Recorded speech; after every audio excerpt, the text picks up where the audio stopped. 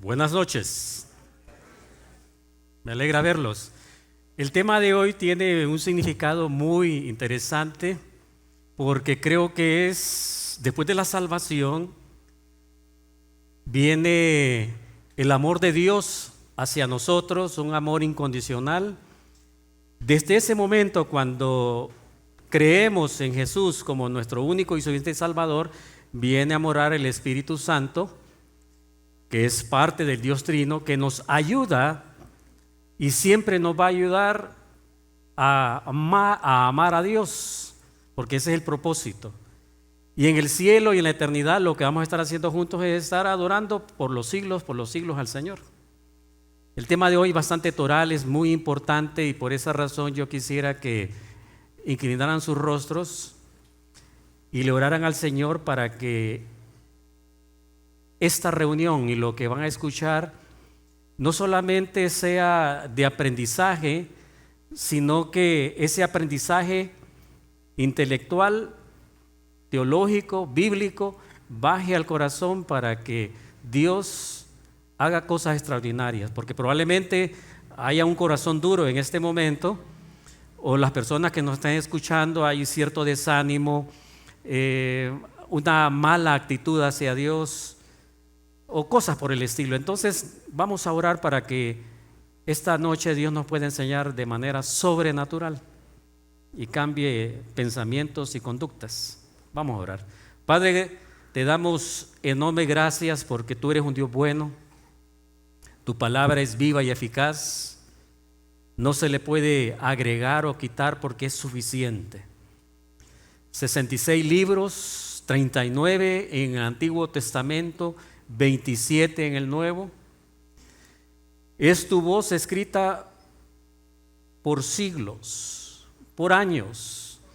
Inspiraste a 40 autores en diferentes continentes y hay una continuidad. No hay nada incorrecto en tu palabra, porque es tu voz escrita. Así que tu palabra es viva y eficaz, y por esa razón queremos pedirte que tú nos ayudes esta noche para que tú nos hables con este tema. En el nombre de Jesús, amén. Logos. ¿Se han preguntado ustedes qué es logos? Pues en la parte teológica significa verbo, significa el Hijo de Dios, palabra, razón.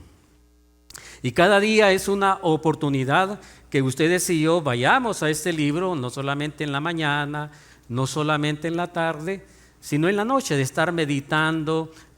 No es tanto memorizar la palabra, eso ayuda, sino más que todo el fin es ponerla en práctica.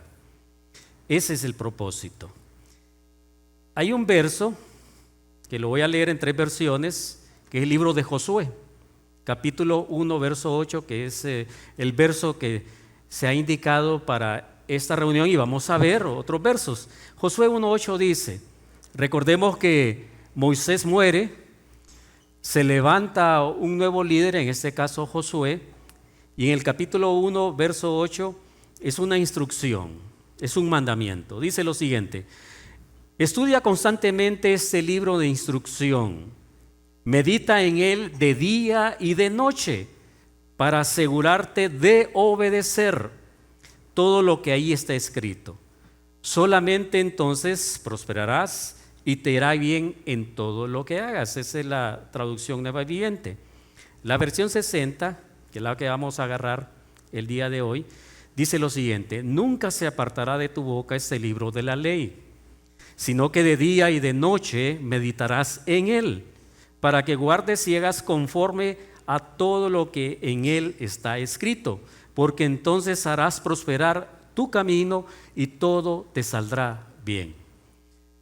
No es ningún secreto, es algo práctico, dice obedecer. Y en la versión TLA dice lo siguiente, es más breve, dice: el libro de la ley, o mejor dicho, lo voy a leer, nunca dejes de leer el libro de la ley. Estúdialo de día y de noche y ponlo en práctica para que tengas éxito en lo que hagas. Algo que es bien interesante, dice ahí, es primera vez que se habla del libro de la ley. Anteriormente, Dios hablaba por medio de Moisés. Dios le decía a Moisés, haz esto, y él repetía fielmente. Pero por primera vez, Josué escribe la palabra libro. O sea que nos está demostrando ahí que ya Moisés había dado los primeros 5 libros de la ley, el Pentateuco, lo que se llama el Torá. Y algo bien notorio, que hay una descripción muy interesante en lo que es Josué 1:8. Al momento de leerlo, en el contexto español, es bien interesante, pero al leerlo en hebreo, es completamente interesante el análisis de parte de Dios en su palabra. No vamos a hablar de las palabras hebreas, sino que vamos a hablar del significado hebreo de todo Josué 1:8, y eso nos va a ayudar a comprender algo que Dios quiere enseñarles el día de hoy. ¿De qué se trata obedecer? Hoy ustedes van a tener una óptica totalmente diferente en lo que es la palabra obedecer.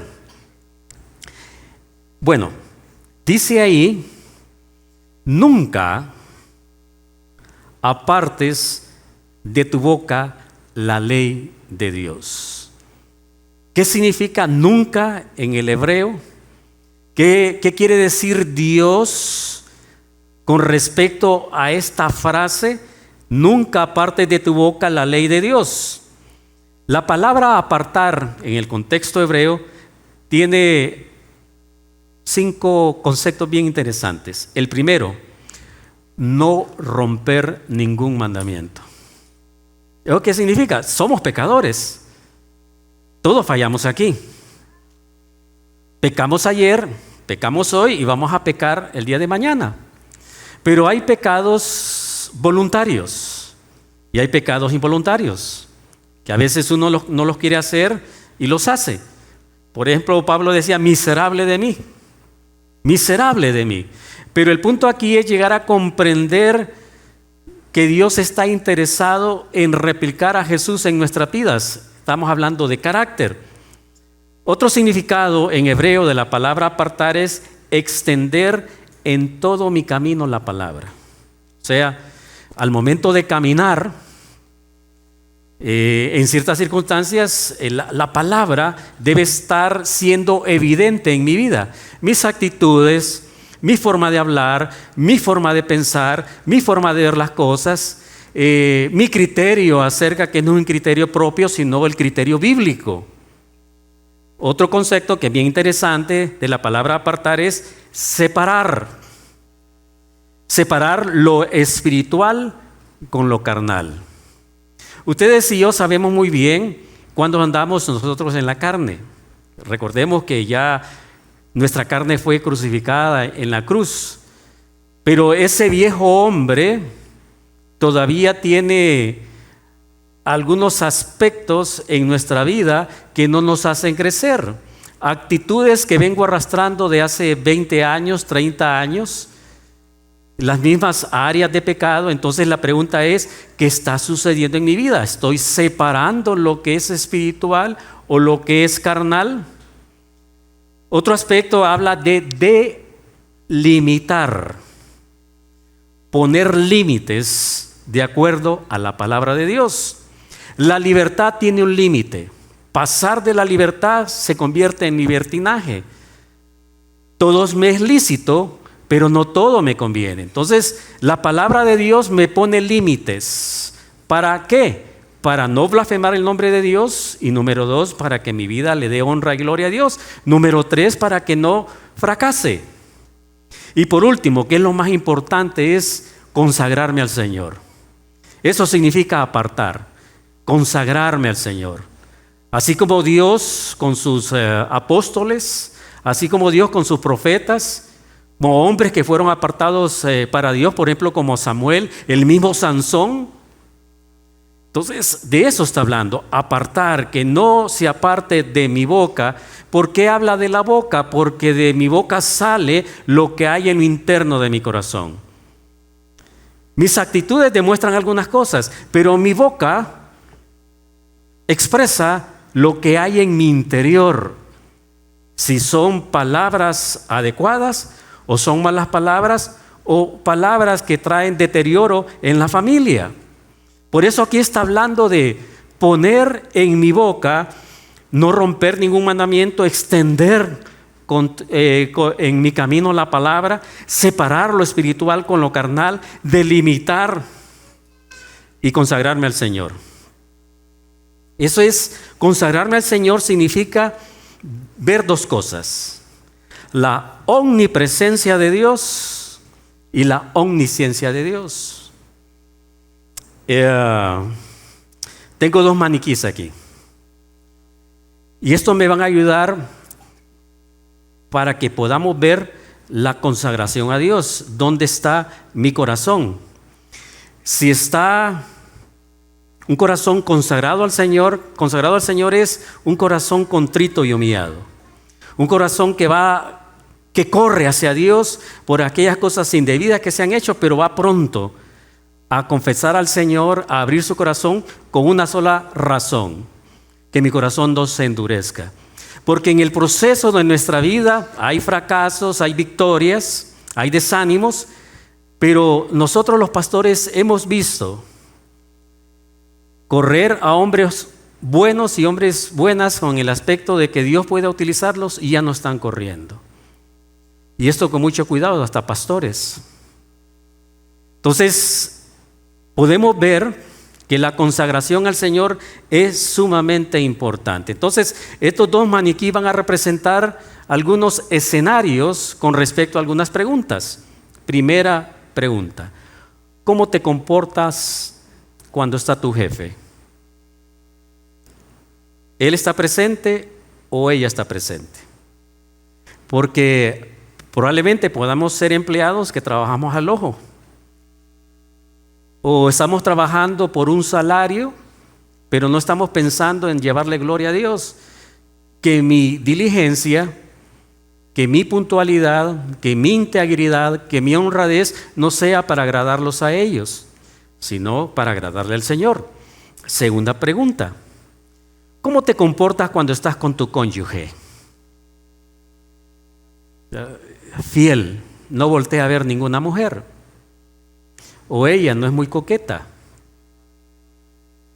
¿Cómo estás? ¿Cómo nos comportamos con el cónyuge? Ahora, ¿cómo nos comportamos cuando el cónyuge no está? En la calle, lo que vemos en el retrovisor, quedamos viendo una segunda mirada. La primera mirada uno puede ver a una mujer atractiva y puede decir, es bonita, pero ya ver una segunda mirada, al ver su cuerpo, sus piernas y empezar a desnudarla en el cuerpo, entonces ahí no me estoy consagrando al Señor. Tercera pregunta para ustedes, muchachos: ¿cómo te comportas cuando están ambos padres? Cuando está tu papá, cuando está tu mamá, muestras una buena conducta, pero cuando estás a sola es lo contrario. Otra pregunta: ¿cómo te comportas cuando está el pastor? Pero cuando el pastor se va, yo puedo fingir una humildad hipócrita. Yo puedo fingir una espiritualidad hipócrita. Yo puedo querer congraciarme con el pastor o querer ganar algo porque el pastor me esté viendo que yo estoy bien. Eso es incorrecto. Porque la verdadera motivación no está en consagrarme para el Señor, sino para agradar al pastor. Es bueno respetar al pastor, pero creo que la autoridad máxima es Jesús. Otra pregunta: ¿cómo nos comportamos cuando estamos solos? ¿Cómo estamos? ¿Cómo nos comportamos cuando nadie nos ve?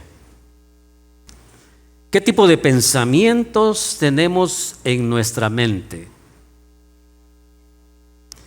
En el Salmo 139 dice lo siguiente: oh Señor, has examinado mi corazón y sabes todo acerca de mí. Sabes cuando me siento y cuando me levanto. Conoces mis pensamientos aun cuando me encuentro lejos. Me ves cuando viajo y cuando descanso en casa. Sabes todo lo que hago. Sabes lo que voy a decir incluso antes de que lo digas, Señor.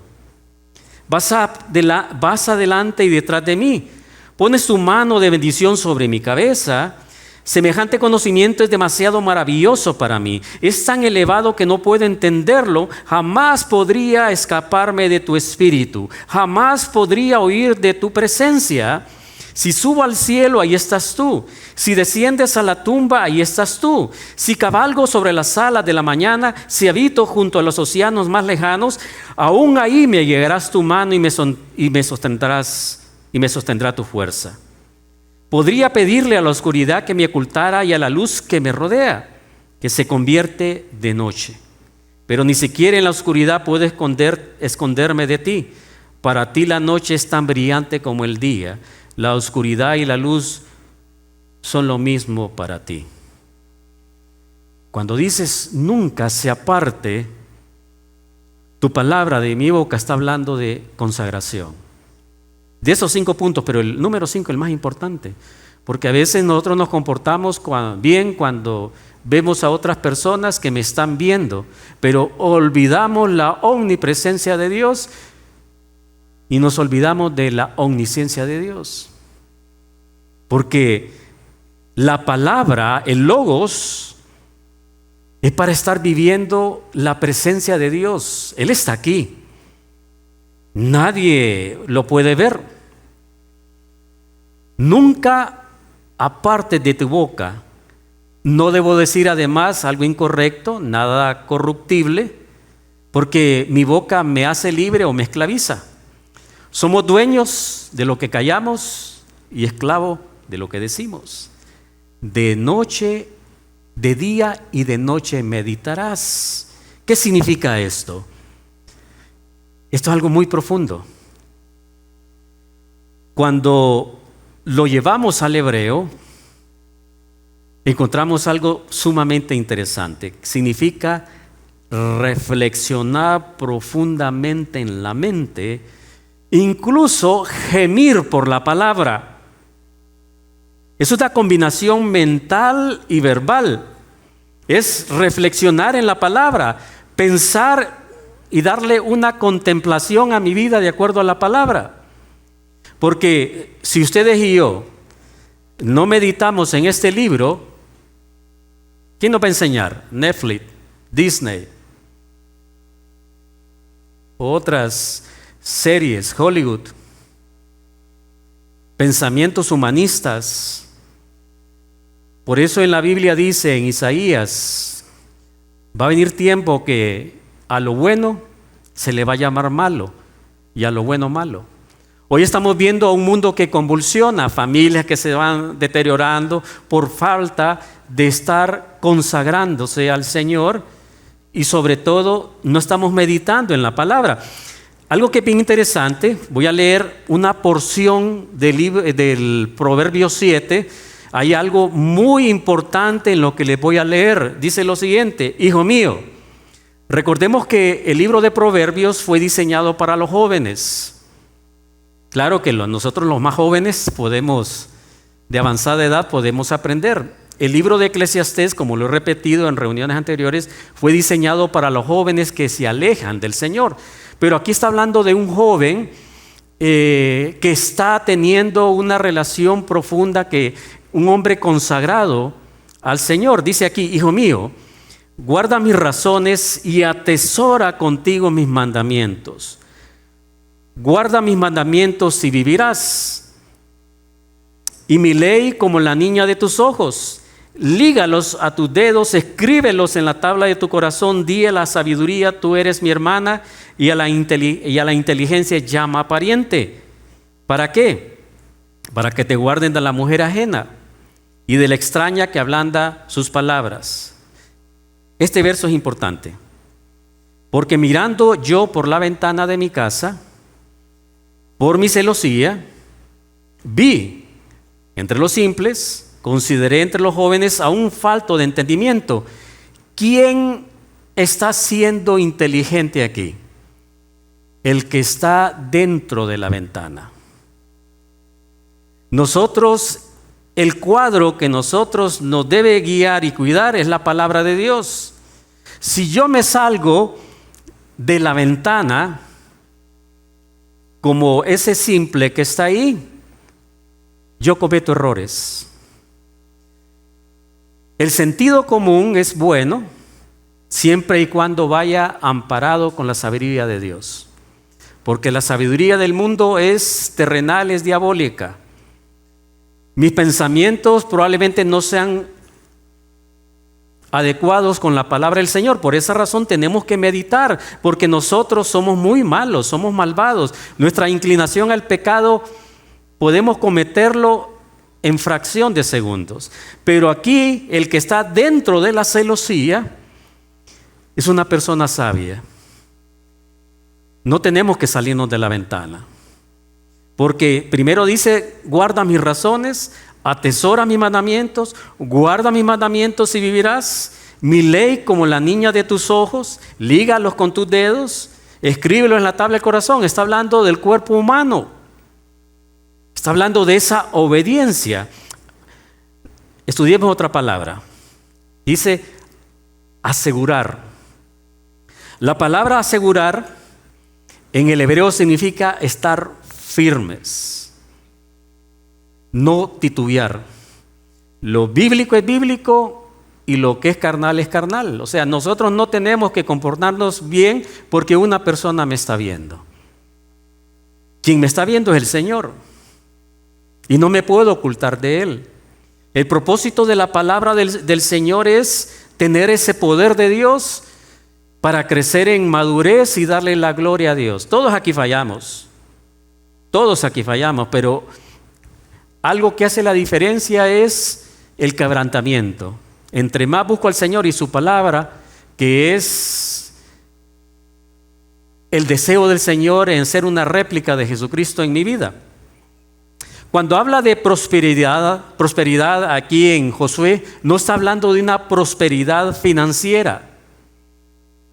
Está hablando de una prosperidad espiritual. Significa avanzar, lograr. Filipenses 3 en adelante dice, hermanos, aquí Pablo abre su corazón. Dice, yo mismo no considero haberlo alcanzado ya, pero una cosa hago, olvidando lo que queda atrás y extendiéndome hacia lo que está adelante. Sigo adelante hacia la meta por el premio, el supremo llamamiento de Dios en Cristo Jesús. Él considera que su llamamiento es algo de honra. Así que aquellos entre nosotros que son maduros deben tener esta mentalidad. Pero si en algún momento piensan diferente, Dios les revelará eso también. Solo que en lo que ya hemos alcanzado debemos caminar ordenadamente por la misma regla. Debemos pensar lo mismo. Hermanos, sean todos juntos imitadores de mí, tomándonos como ejemplo. Tengan en consideración a los que caminan de la misma manera, porque muchos están caminando como enemigos de la cruz de Cristo, de los cuales a menudo les he hablado y ahora les digo aún con lágrimas, cuyo fin es la perdición, cuyo Dios es su estómago y cuya gloria está en su propia vergüenza. Su mente solo está en lo terrenal. Pero nuestra ciudadanía está en los cielos, de donde también esperamos ansiosamente a nuestro Salvador, el Señor Jesucristo, en el cual transformará el cuerpo de nuestra humillación para que sea conforme al cuerpo de su gloria, según el poder con que también puede sujetar así todas las cosas. Esa es una carrera. La vida del cristiano no es fácil. Doy gracias al Señor que en su gracia Él me ha mantenido. Pero en el proceso de nuestras vidas, algunos hemos llorado, algunos nos hemos desanimado, algunos hemos visto las malas actitudes de otros, hasta hemos enjuiciado a otros. No sé cómo está tu corazón el día de hoy. No sé qué expectativas tienes con tu vida como hombre y como mujer, como familia. No sé qué expectativas económicas andas buscando, no sé cómo está tu familia, pero una de las cosas que quiere el Señor es que lo ames sobre todas las cosas. La palabra de Dios no es gravosa, es esencial. Cuando habla ahí de dirección, cuando habla de tranquilidad, me gusta este salmo que dice: estad quietos y conoced que yo soy Dios. Seré exaltado entre las naciones, enaltecido seré en la tierra. En el cielo ya se deja de pecar. Vamos a tener un cuerpo en el cual vamos a adorar al Señor. Después que sea el rapto, vamos a tener un cuerpo pues ya resucitado, transformado, incapaz de pecar. Pero algo que es muy hermoso es agradar al Señor en este cuerpo. Es una lucha, pero es bonito, porque es bonito humillarse ante el Señor. Es agradable pedirle, Señor, perdón. Es agradable cuando se pide perdón entre matrimonios. Es agradable cuando vemos a un padre amoroso que da dirección, una dirección y disciplina con amor. Es lo bonito, porque el Señor quiere de nosotros hombres y mujeres transformados. Hombres y mujeres que estemos entregando nuestra vida para Él. Porque el propósito de las Escrituras no es tanto conocerla, porque el mucho conocimiento envanece. El propósito de la palabra del Señor es verlo a Él, ver la omnipresencia de Dios. Donde estemos está el Señor. Donde estemos, o sea, no hay necesidad de tenerle temor a los hombres. No hay necesidad de tenerle temor al jefe, no hay necesidad de tenerle temor al pastor, no hay necesidad de verlos a ellos como las personas que me voy a portar bien si estoy con mi cónyuge. No hay necesidad de eso. Es la omnipresencia de Dios, es la esencia divina en donde estoy, porque es lo que hace que mi relación con el Señor sea una relación diaria. Porque mi devocional no es un devocional de leer la Biblia, ya tuve tiempo con el Señor. El tiempo con el Señor son 24 horas. Porque Él está ahí.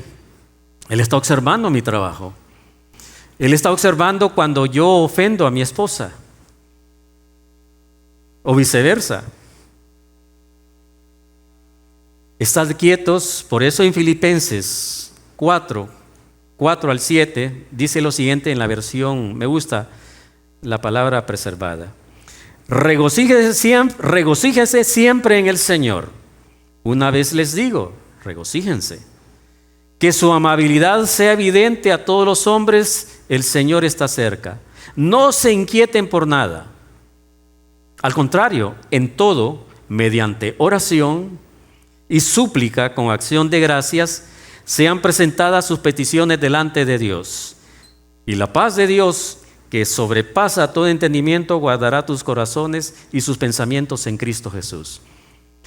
Este es un mandamiento. No es que sí o no, es un mandamiento. Dios nos manda a estar, en la versión 60 dice, estar gozosos en todo. En la muerte de un pariente, en el despido, en cualquier situación, mi gozo, la tristeza debe durar poco. El gozo es permanente porque es fruto del Espíritu Santo. La tristeza viene de andar mucho en la carne. Pero aquí Dios me manda a que yo esté gozoso porque su presencia está ahí. Yo me voy a regocijar, voy a ser amable. Voy a dejar de ser tosco, voy a dejar de usar palabras hirientes, porque Él está ahí. ¿Por qué oramos al comer? ¿Saben ustedes por qué oramos al comer? 3 razones. La primera, porque Él está ahí comiendo con nosotros. La segunda, porque Él proveyó esa comida. Y lo tercero es porque a Dios le agrada la unidad. Esas 3 razones. No es que vamos a bendecir los alimentos, el Señor ya los bendijo. Pero el propósito de ese tiempo es que Dios está ahí conmigo. Él me está viendo que yo estoy comiendo porque Él me dio esa provisión. Hasta incluso, eso lo quiero mencionar a los matrimonios, hasta en las relaciones sexuales está Dios. Porque el sexo lo inventó Dios para el matrimonio. Y Él se alegra cuando el esposo y la mujer se unen sexualmente, porque es ahí donde Dios da permiso. En el Salmo 62:10 dice: no te ganes la vida mediante la extorsión, ni ponga tus esperanzas en el robo.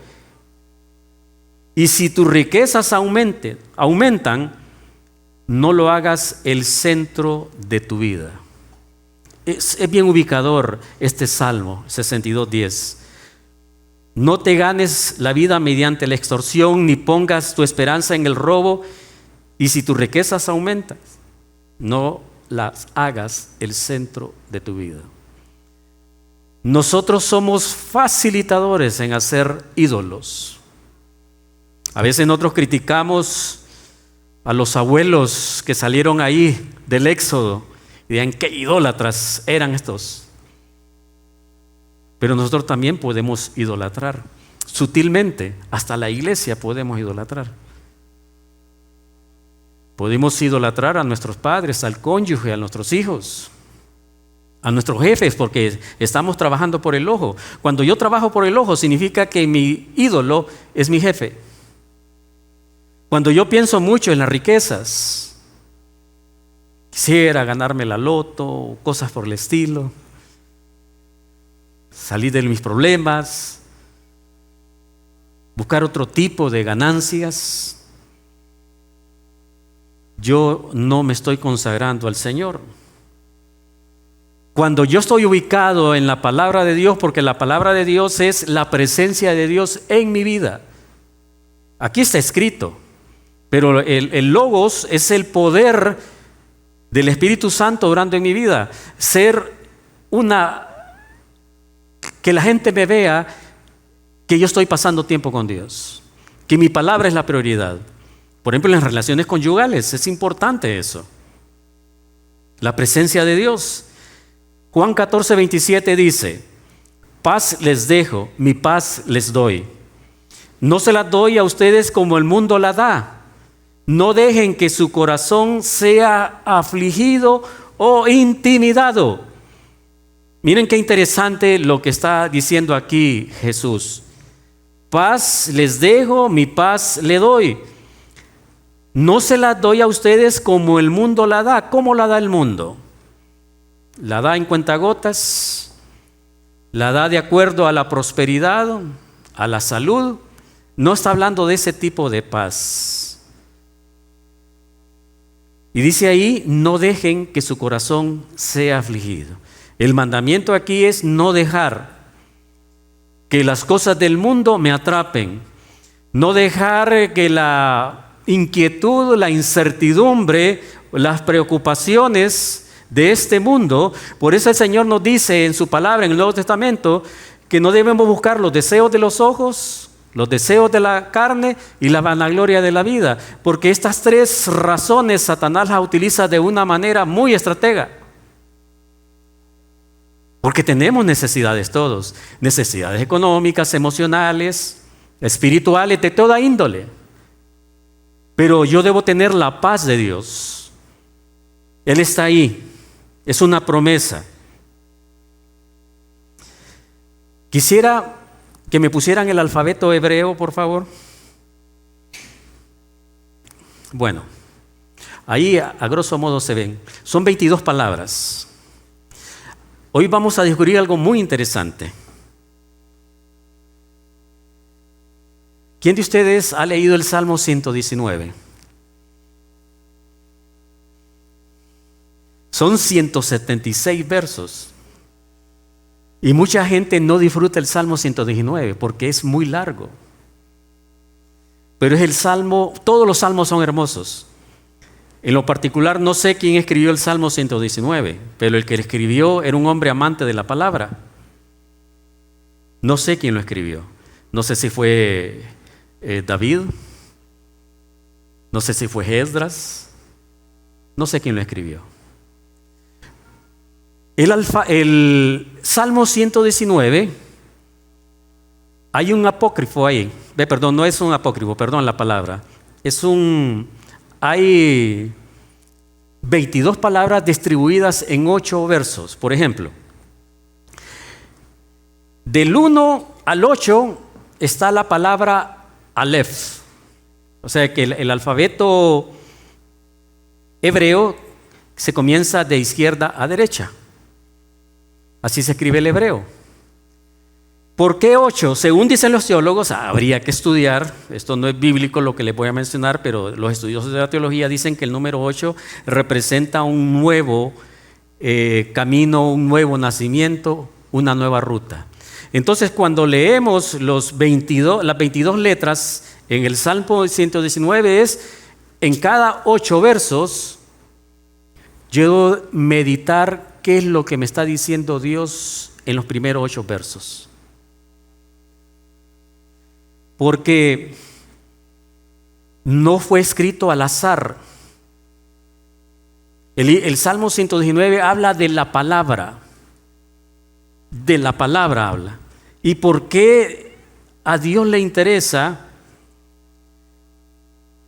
que el Salmo 119 sea un salmo sustancioso de la palabra? La respuesta es sencilla. Porque Dios quiere que no nos olvidemos de su omnipresencia, de su omnisciencia. Él está aquí. Cada 8 versos me recuerda eso, la palabra.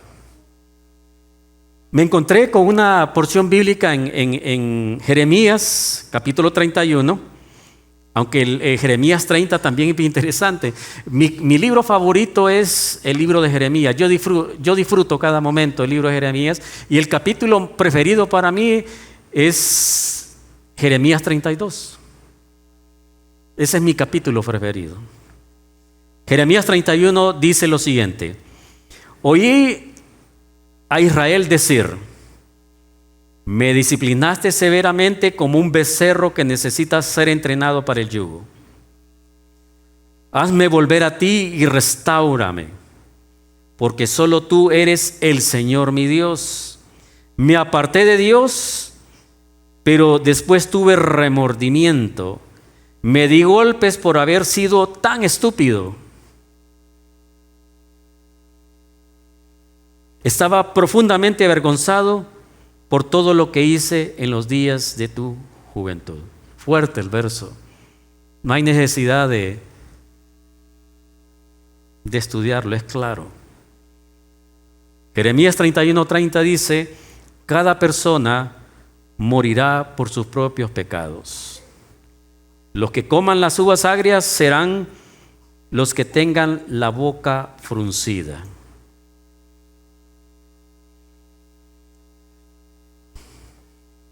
La palabra de Dios no es tanto, recalco, repito, reitero, no es para en sí estudiarla, no es tanto memorizarla. El propósito de la palabra es no olvidarnos de la presencia de Dios, porque aquí está la presencia de Dios. Él me observa, Él sabe lo que yo siento, Él sabe lo que estoy viendo, Él sabe lo que yo estoy diciendo. Entonces, si Él está ahí, el Logos, que es el verbo, Juan 1 dice: y el verbo se hizo carne. La palabra es Jesús, la palabra es Dios, la palabra es Dios Espíritu Santo. Entonces, ese libro hay que atesorarlo. Es no trabajar para el ojo, es consagrarme al Señor. Quiero terminar con 2 versos para retarlos. Y es Primera de Pedro 1:23. Mejor dicho, es el Salmo 119. Hay un verso ahí, 2 versos en el Salmo 119. que dice lo siguiente. Me gusta esto, ¿no? En el Salmo 119. Tiemblo de miedo en tu presencia. Tu presencia me hace temblar. No hay necesidad que el jefe me vea, no hay necesidad que mi esposa me vea, no hay necesidad que mis hijos me vean, no hay necesidad que el pastor me vea, no hay necesidad de quedar bien con la gente. Salmo 109 dice, tiemblo de miedo en tu presencia me hace temblar. Y en el 161 también dice, yo no le tengo temor a los poderosos que me persiguen. Solo tiemblo ante tu presencia. Entonces, es el logos que me gusta mucho que en el encabezado dice, cuando se nos envió a cada uno de los pastores el tema que nos íbamos a dar este miércoles. Hay 3 palabras importantes: vida, poder, cambio. Me gusta esto. Vida, poder, cambio. Temor a la palabra. Eso es, temor a la palabra. La omnipresencia del Señor. Disfrutemos la palabra porque Dios está ahí. Oramos más cuando hay tribulaciones. Señor, sáqueme de este problema. Señor, provee. Y está bueno que le pidamos, pero el Salmo 109 nos ayuda a decirle al Señor, te amo tu palabra. ¿Con qué limpiará el joven su camino? Con guardar su palabra. Bueno fue haber sido humillado, dice uno de los salmos. O sea, si ustedes leen detenidamente el Salmo 119 y con el alfabeto hebreo, se me olvida la palabra cuando encabeza, se me fue, ya con la edad se le olvida a uno. Por ejemplo, una palabra, si por ejemplo un 22, cada palabra tiene un significado ahí. No recuerdo la palabra. Pero lo importante aquí es que tenemos que gozarnos en la presencia de Dios. No hay necesidad que tengamos ahí un fiscal, no hay necesidad que tengamos ahí un guardaespaldas, no hay necesidad que alguien nos esté observando, no hay necesidad de hacer las cosas escondidas, como dijo aquel filósofo, a escondidas como un cobarde. Entonces, aquí es algo sumamente, solo los del 70, 80, sino que tenemos que ser bien cuidadosos en esto. ¿Les parece? Bien, pongámonos en pie entonces y vamos a orar.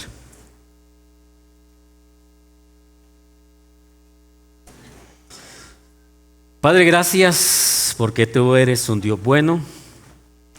Gracias por tu palabra.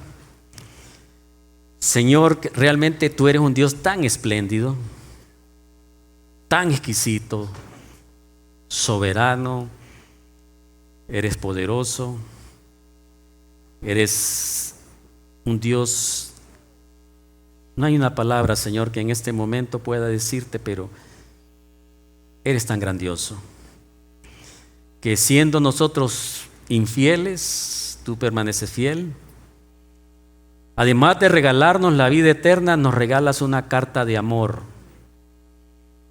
que nos enseña, nos redarguye, nos disciplina, nos orienta. Bendita sea tu palabra.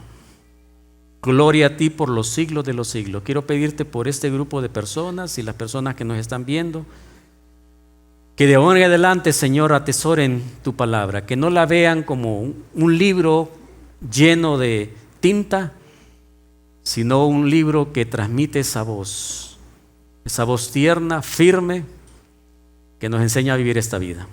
Gracias por este tiempo, Dios. En el nombre de Jesús oramos. Amén.